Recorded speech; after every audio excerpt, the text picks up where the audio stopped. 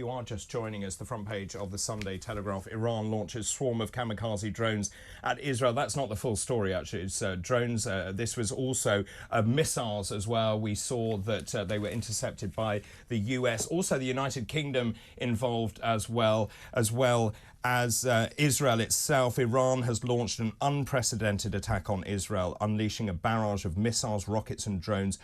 The interesting part about this is they have come from Iran itself and not just from the proxies, which we believed would be the case. This attack had been widely speculated to be happening. All the intelligence coming out of the United States said an attack was imminent. Joe Biden, of course, warning Iran, do not attack Israel. Of course, Israel then went ahead and did exactly that.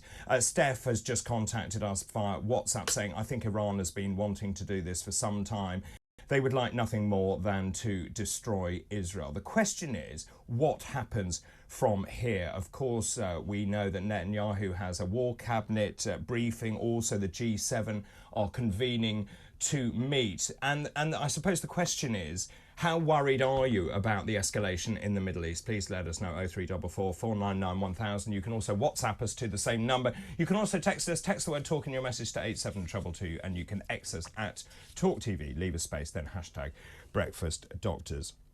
So then the question remains, what about the geopolitics? What about the political forces at play here? We were just talking about the rhetoric and trying to dial it down, and the United States actually saying to Israel, do not respond to Iran. Well, joining us now is Dr. Roger Gewolb, who is here to talk about the wider geopolitics. Good morning, Roger. Good morning, David. Can I start by asking you that question? How worried are you about the escalation in the Middle East?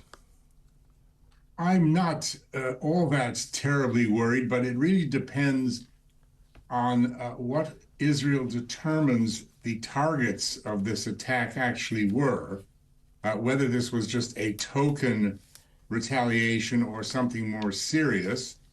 And of course, it also depends on what Iran does, if anything, before Israel reacts.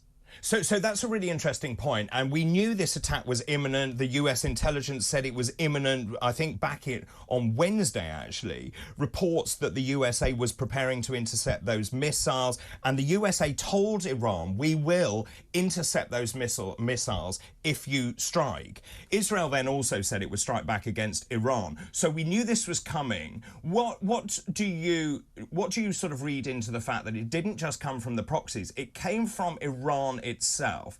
That being said, of course, Iran said it would act, and I think in many ways Iran had no choice but to act, because otherwise they would be hollow words. Both your good self and a lot of other people are starting this at the point where the general was assassinated in Syria. That's not where this begins, David. Basically, it begins with October the 7th. And the fact that it's pretty clear that General Zahedi is the man who pushed the button and activated Hamas to commit October 7th. That's why he was taken out. Yep. So in a sense, it's not Israel that started this, it's Iran through its proxy Hamas. Now, the idea, I'm sorry. No, carry on. The idea that Israel should not retaliate is really not something I ascribe much credence to.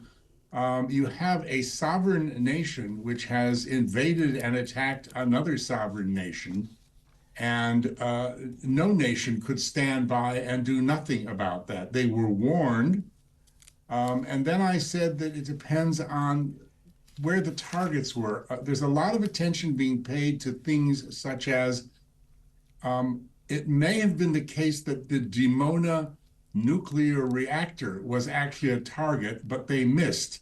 The Iranian missiles and drones are not all that accurate. They're not the best in the world. And of course, if Iran was trying to blow up a nuclear reactor in Israel rather than just make kind of a token show of force, that's certainly going to change the level and the degree of Israel's retaliation. Which could be to simply wipe out, the Iranian regime, to something much less moderate. But I really don't see them sitting by and doing nothing and saying, okay, we're quits, because they aren't really quits because Iran started this by October the 7th. Now, you could also argue that actually these strikes were very targeted. They were precision strikes. When you look at the collateral damage, it's pretty minimal. And this is what many defence analysts were saying to me in the week. They said that actually when Iran strikes, they will be very careful as to the targets that they strike for fear of inflaming and escalating that. Do you buy that? No, I don't. I mean, Israel has the most precise and efficient weaponry in the world, really, whereas Iran has stockpiles of cheaper, less effective weapons, but if they come at you in the hundreds and the thousands, then they're going to be very damaging. It's not US and UK and Jordanian jets which took out these missiles, David.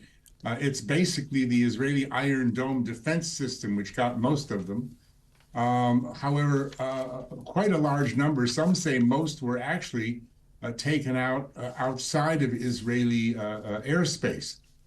So I don't think that they were carefully targeted not to do any serious damage, but that's what's being looked at, because if they were targeted to hit, say, that nuclear reactor, it's another kettle of fish. I think this all started back in December. I announced on American television, as did many others, that Iran was 1 week away from actually having a nuclear bomb. And that within a month or two, they would have several nuclear bombs. And I think, to use a word you used, that emboldened them and moved them forward, plus Joe Biden unbelievably giving them $6 billion. That emboldened them to push the button through General Zahedi on the 7th of October. And it's all been downhill from there.